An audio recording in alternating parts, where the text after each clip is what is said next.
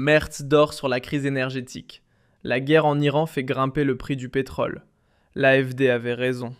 110 $. C'est le prix actuel d'un baril de pétrole sur le marché mondial. Il y a 3 semaines, exactement 3 semaines, il n'était que de 70. Une hausse de plus de 50% en 21 jours. La plus forte augmentation depuis la crise pétrolière de 1973. Et votre chancelier fédéral, Friedrich Merz, que dit-il à ce sujet? Que fait-il? Que prévoit-il? Qu'explique-t-il? Rien. Friedrich Merz ne dit strictement rien.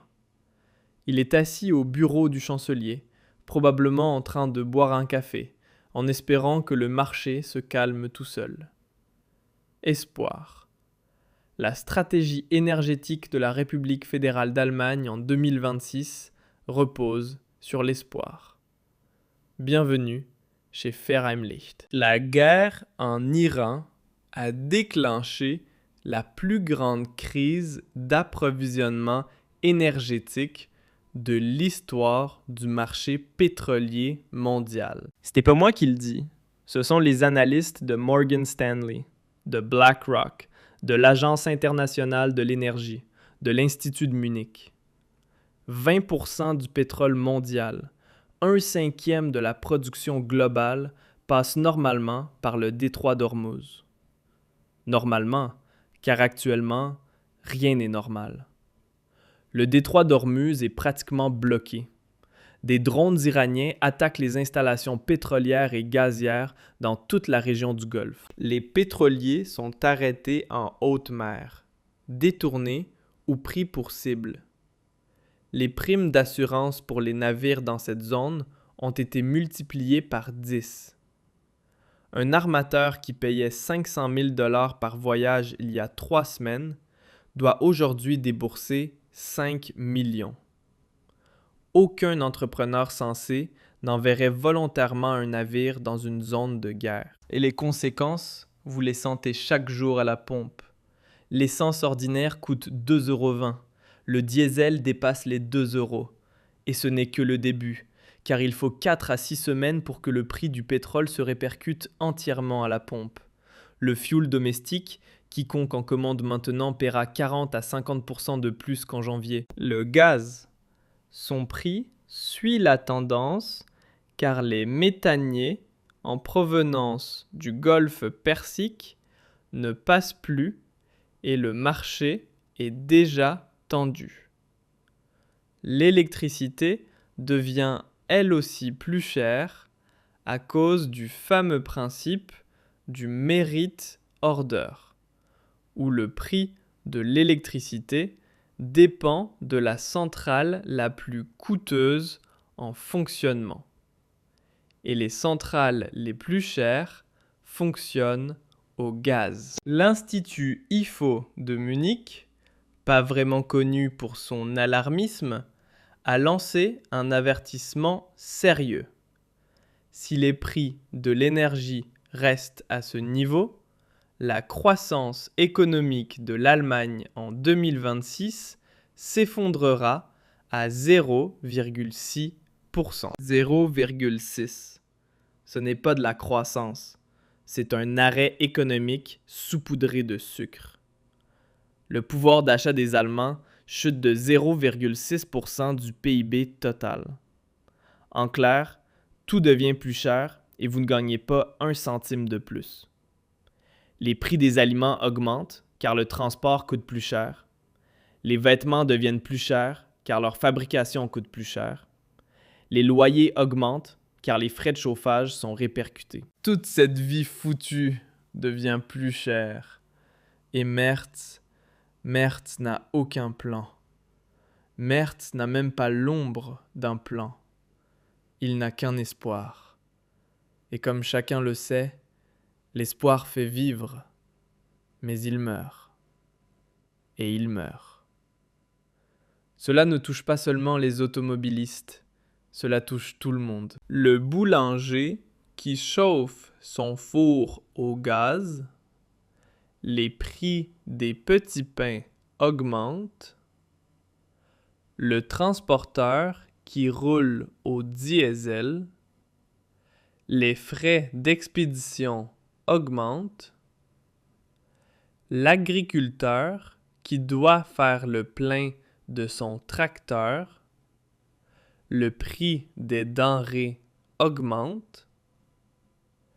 L'industrie chimique qui utilise le pétrole comme matière première. Les plastiques, les médicaments, les engrais deviennent plus chers. Les compagnies aériennes. Le kérosène représente 40% des coûts d'exploitation. Les billets d'avion deviennent inabordables. Aucun secteur de l'économie n'est épargné. Aucun.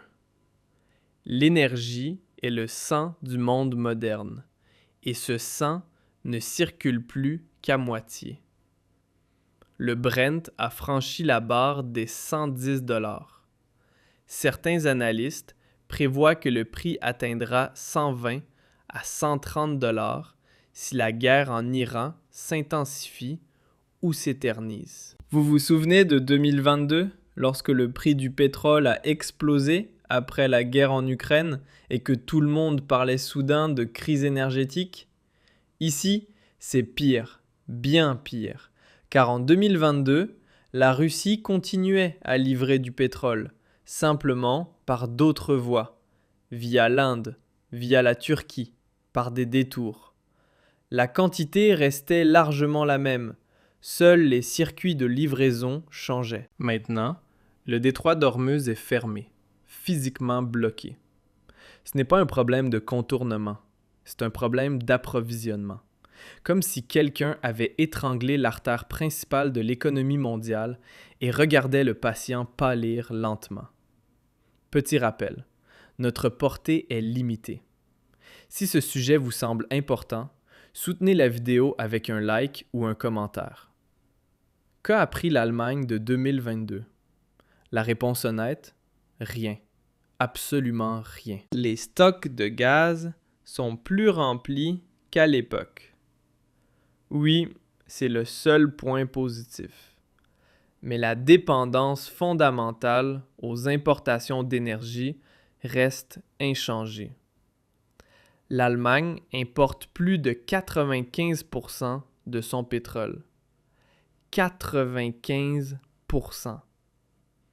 Un pays qui se vante d'être une puissance économique et un champion de l'exportation ne peut même pas couvrir 5% de ses besoins pétroliers par sa propre production. Ce n'est pas une puissance économique, c'est un junkie dépendant de son dealer. Et si le dealer ferme boutique, volontairement ou parce qu'une bombe tombe dessus, le junkie se retrouve dans la rue, les mains tremblantes. L'AfD a mis en garde contre exactement ce scénario, de manière constante depuis des années. À chaque congrès, à chaque débat au Bundestag, à chaque talk show où on les a laissés parler, ce qui était plutôt rare. L'AfD a dit que l'Allemagne a besoin d'un approvisionnement énergétique diversifié, qui ne dépendent ni d'une seule région, ni d'une seule chaîne d'approvisionnement. Plus de fournisseurs plutôt que moins. Des réserves stratégiques plutôt que de la pensée à court terme.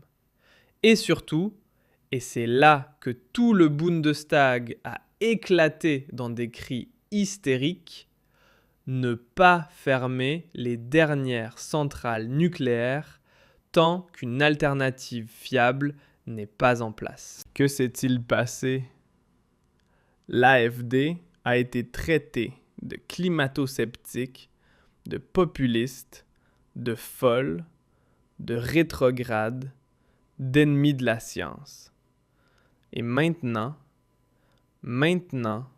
l'Allemagne paie 2,20 € le litre et Friedrich Merz ne sait pas d'où viendra l'électricité si le vent ne souffle pas et si le soleil ne brille pas. Car voici le petit secret sale de la politique énergétique allemande que personne ne vous raconte dans les journaux du soir. La soi-disant transition énergétique ne fonctionne que par beau temps et avec le vent dans le dos. Littéralement.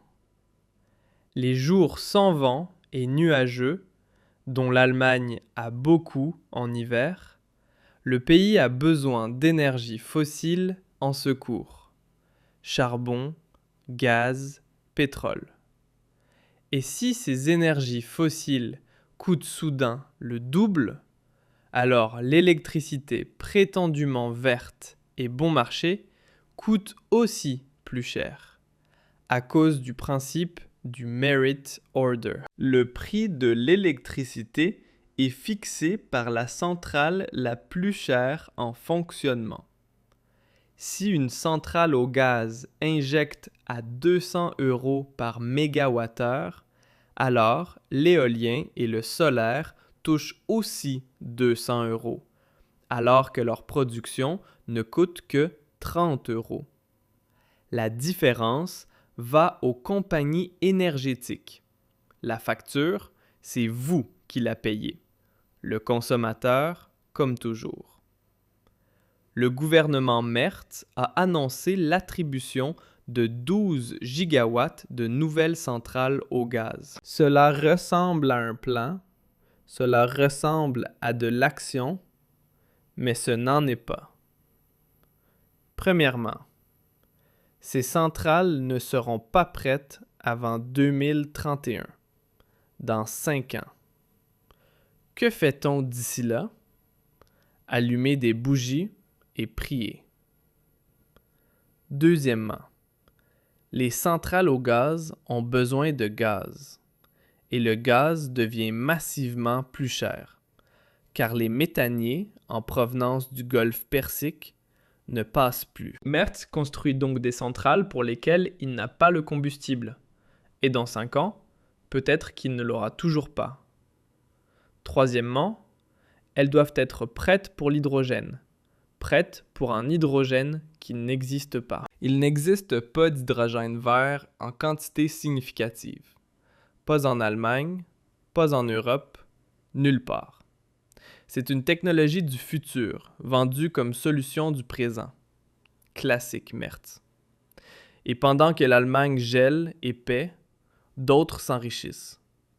La Russie vend désormais son pétrole à des clients asiatiques, Chine, Inde, Indonésie, à prix premium, car la demande a explosé avec le blocage d'Ormuz. Poutine se frotte les mains. L'Arabie saoudite jubile pour chaque dollar supplémentaire. Les États du Golfe nagent dans l'argent. Et les États-Unis, eux, ont leur propre pétrole. Ils sont exportateurs nets. Ils profitent de la crise qu'ils ont eux-mêmes déclenchée. L'ironie peut parfois être si douloureuse qu'on a envie de rire et de pleurer en même temps. Petite pause. Sais-tu qui se prépare intensément aux crises en ce moment? Le gouvernement, les banques, les grandes entreprises, tout le monde, sauf les citoyens ordinaires. Si tu ne veux pas être encore une fois le dernier, clique sur le lien dans la description. Le système de préparation aux crises te montre comment te protéger comme un pro. Retenez ce chiffre. 110 $ le baril. C'est le prix de votre dépendance. Le prix de votre naïveté. Le prix d'un gouvernement qui depuis des décennies fait de la politique énergétique sur la base de ses désirs plutôt que des faits. L'AfD avait raison. Et je ne le dis pas parce que je suis fan ou que quelqu'un me paye pour ça, mais tout simplement parce que c'est la vérité. Et si vous voulez que quelque chose change, cela commence ici, avec Verheimlicht.